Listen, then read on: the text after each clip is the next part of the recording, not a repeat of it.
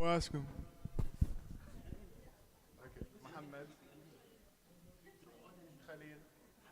Hamza. Hamza. He said Hamza. Okay, I know you're Hamza. That's good. MashaAllah. How old are you? 13. Turning 13. Okay, inshallah.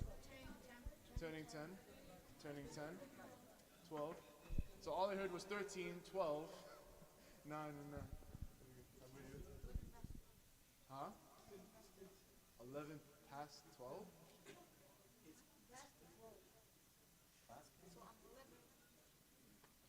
He's 11. Past 12.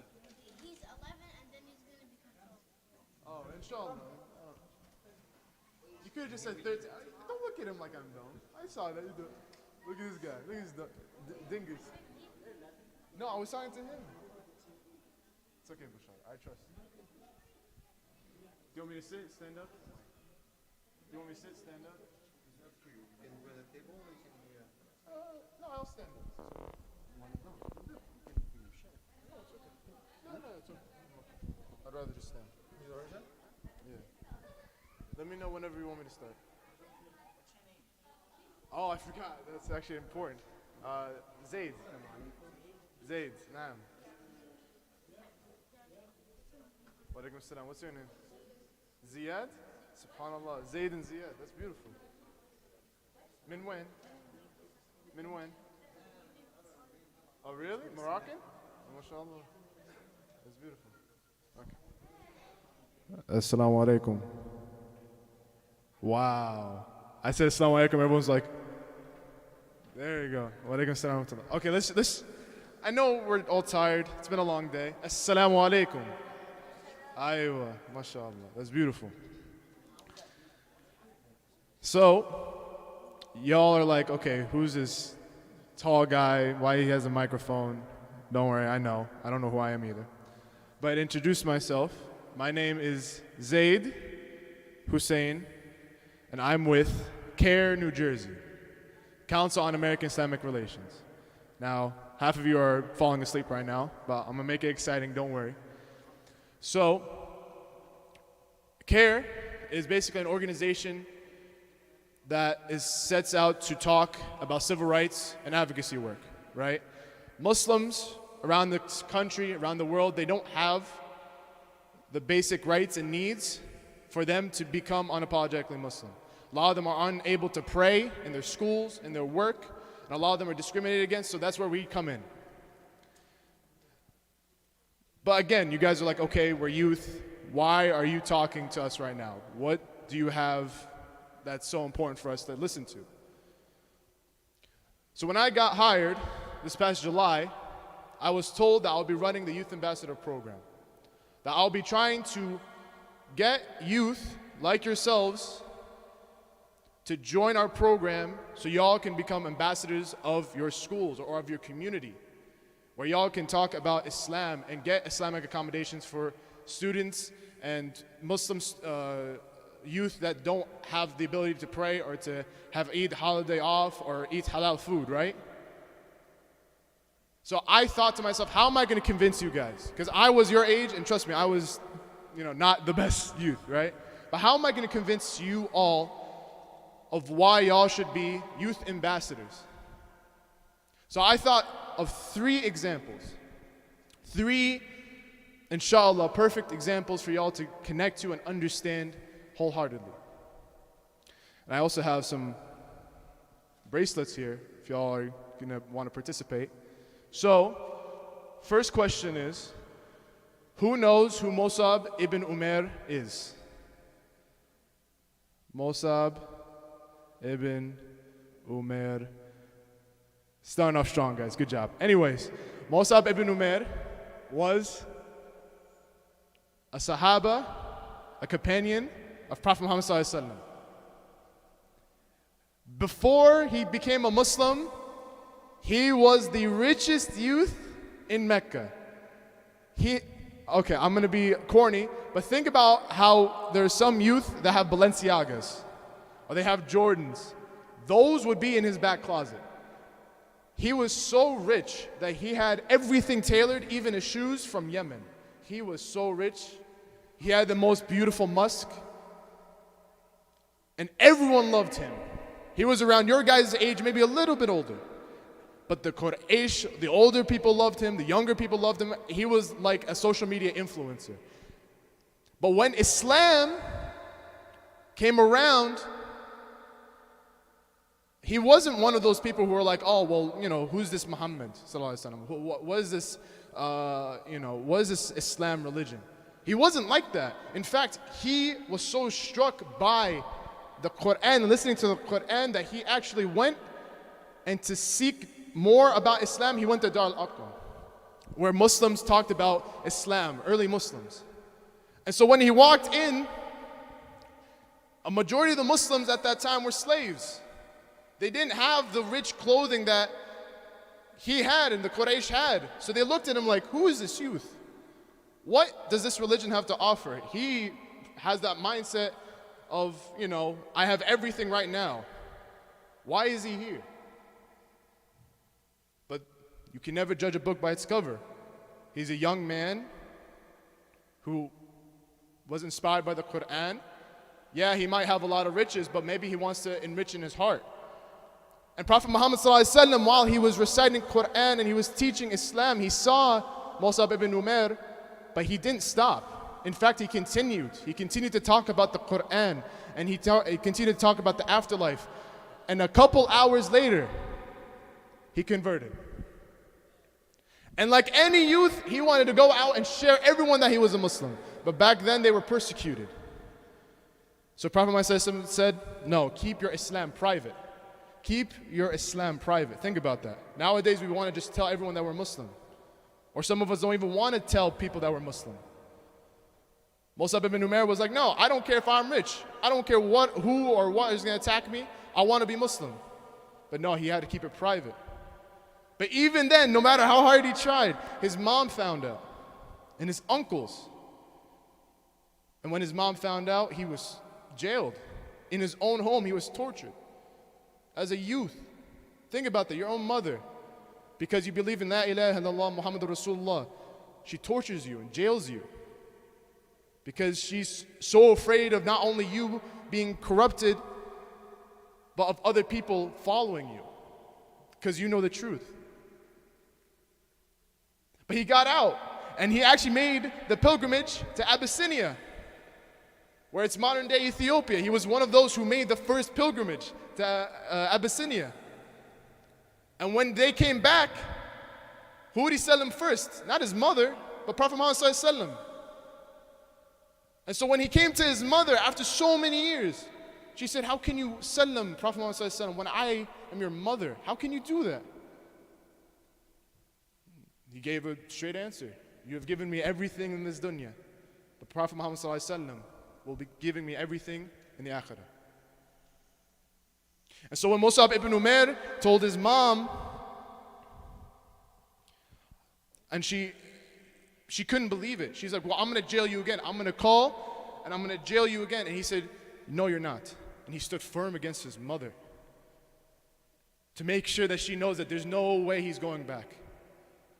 And she said, fine, I'm taking everything. I'm taking your riches, I'm taking your Yemeni clothes, I'm taking everything. And so, for the rest of his life, he had one thobe that was stitched up multiple times. He was a poor man. Think about it. If we lose our wallet, or maybe one of us lose our phones, we would freak out. He lost everything. He can't even have a decent pair of clothes now. But he didn't care because he had everything he needed. And he was young too, so that meant he was a leader. Even the elders looked up to him when he converted to Islam.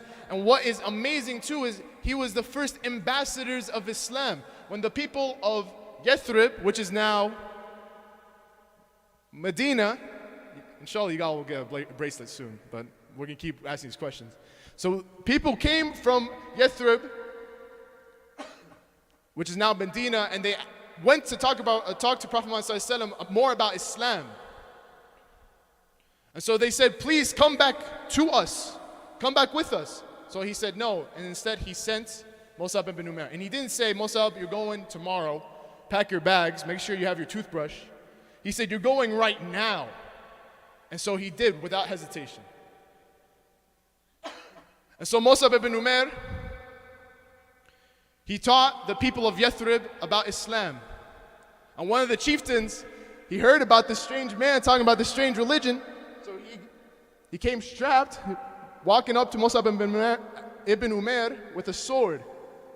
The guy next to Musab ibn Umair saw this. He's like, there's trouble coming. Musab ibn Umair wasn't scared. He looked up to the chieftain who came up to him and said, listen, I'm going to leave.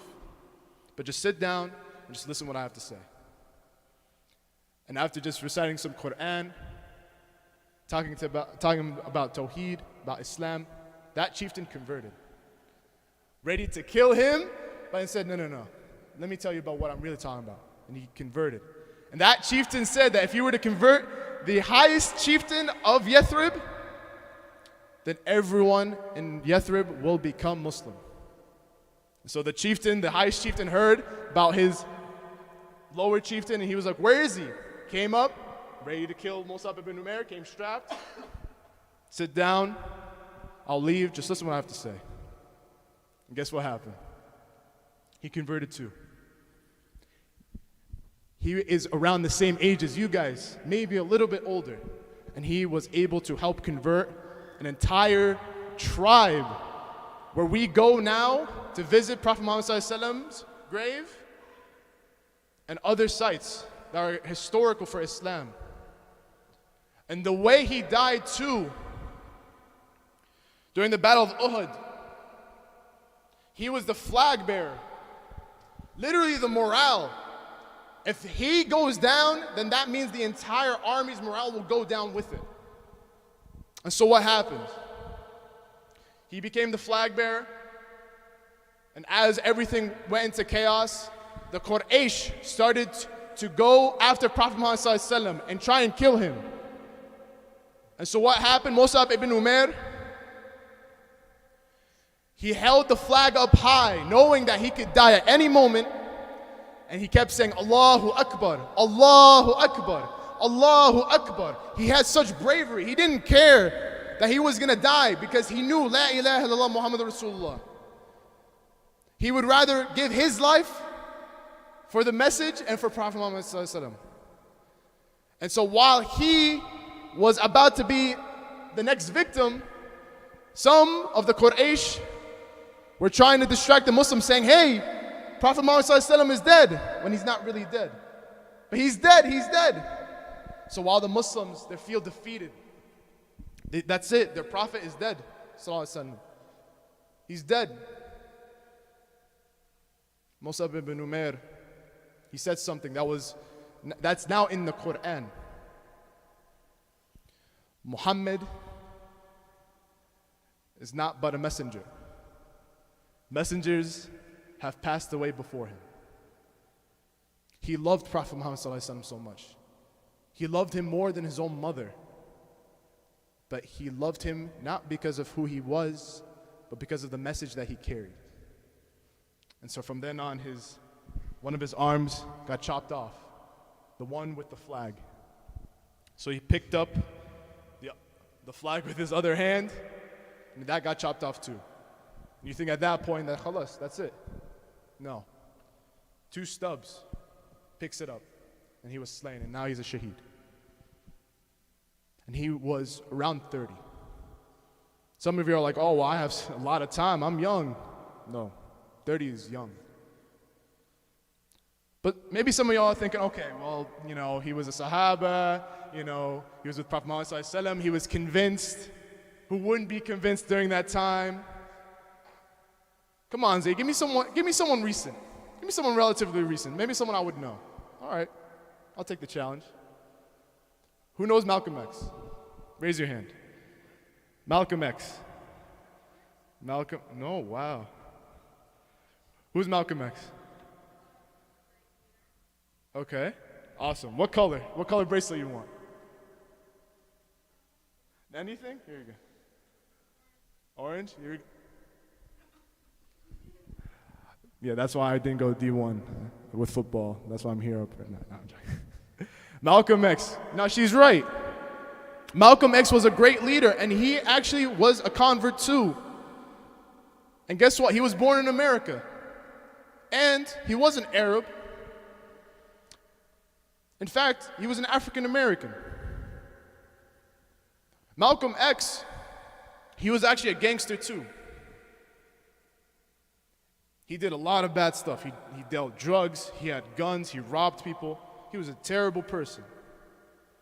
And he got arrested for that too.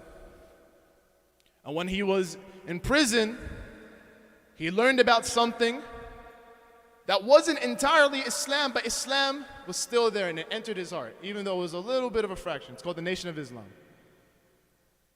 So he wasn't there yet, but Islam entered his heart because he saw what was going on with his people. He saw the corruption of his people. Some of us here are Moroccan, Palestinian, Pakistani. We're seeing the corruption of our people.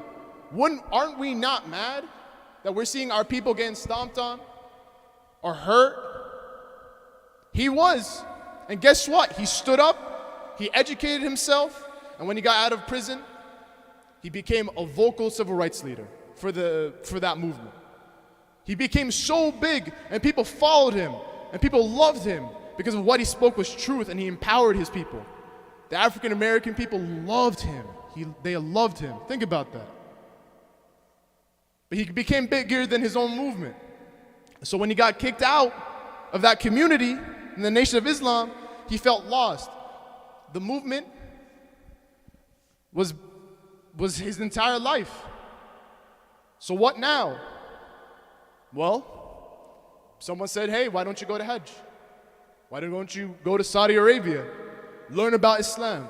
So he did, and guess what? When he entered Saudi Arabia, he learned about Islam, and he converted, and he became Hajj. Think about that. No one who is not Muslim is allowed in Mecca, and he converted in Saudi Arabia, and he was then able to become a Hajj. And after he left Saudi Arabia, Malcolm X then spent his entire life for Islam. He saw the error of his ways. Instead of saying that it's this racial group's fault, he said we need to band together. That the African American people will not be united unless we work together. And guess what? He had 6 daughters. He had an amazing wife. And he was an enemy to many people, but he didn't care because he knew the truth and he stood up for the truth. And what happened? Even though he was assassinated, to this day, people are talking about him. In fact, the imam who led his janazah, his sons are in Elizabeth right now. If you were to take maybe 15 minutes to Elizabeth, Dar al-Islam, you'd find his sons there. That's how big his influence was. Okay, well, I see y'all a little bit lost. Like, okay, well, I didn't know Malcolm X. He's recent, but, I don't know that much about him. Someone more recent. All right, I'm going to take that challenge. Does any of you know the name, maybe ring a bell, Omar Nofel? No? All right. No, that's fine. That's fine. All right, Omar Nofel, he went to my high school. I lived in Wayne. If anyone knows where Wayne is, it's very white. It's very not Muslim. I'm going to be honest. Yeah, Wayne. W-A. Nah, I ain't gonna spell it. So, me and him went to the same high school, right? He was younger than me.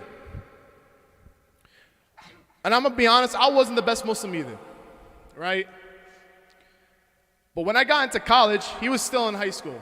And while I was getting more religious, someone who was younger than me, I met him when he was like 16. He became one of those people who I looked up to in terms of religiosity. He taught kids Quran and he was still in high school. Right? He was leading Taraweeh and leading kids in prayer in high school. And so you gotta imagine, he's in high school. He's one of us. He wasn't 100 years ago or 50 years ago. He's like right now, right? 2020 rolls around and me and him, we're in the youth group for our mosque, right? And the committee finds out that Omar Nofel has leukemia. If no one knows what leukemia is, it's a type of cancer, a very strong illness. And so any person would think, all right, well, he has cancer, he has leukemia. Like, it'll be difficult for him to, do the things that we can normally do, right?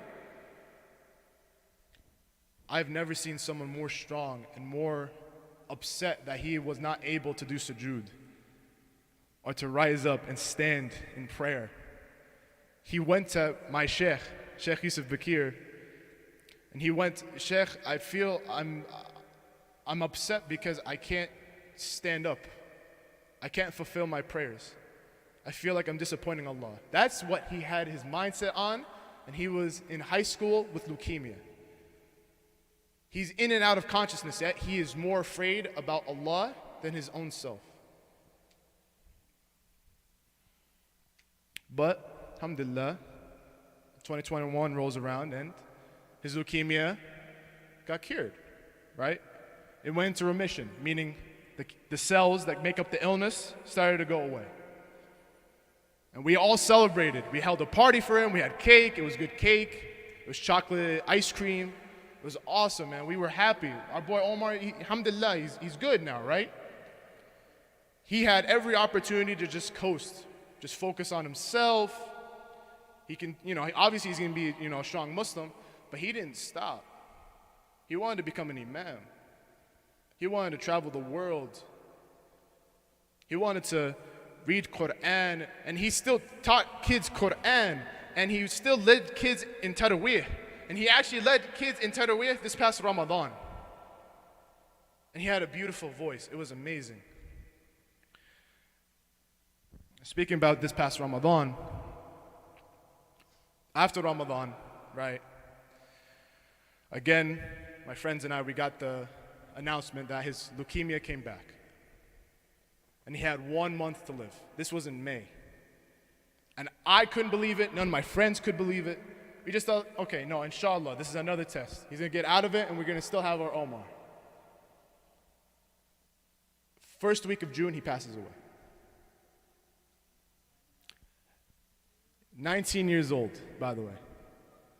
19 years old. He barely graduated high school. He was freshman in college, and he passes away. And you would think, man, like that is terrible. Nope. His parents were happy that he died a shaheed. Inshallah. And I'll tell you how he passed away. At this point, he was bedridden. And his father was holding his hand. His father asked him, do you want to go?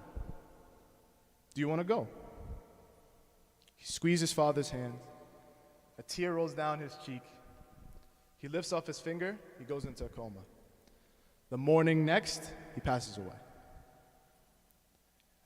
I kid you not. There were two emotions at the etikaf that we had in honor of him and at his janazah. There was obviously the emotional part where we lost someone that we looked up to.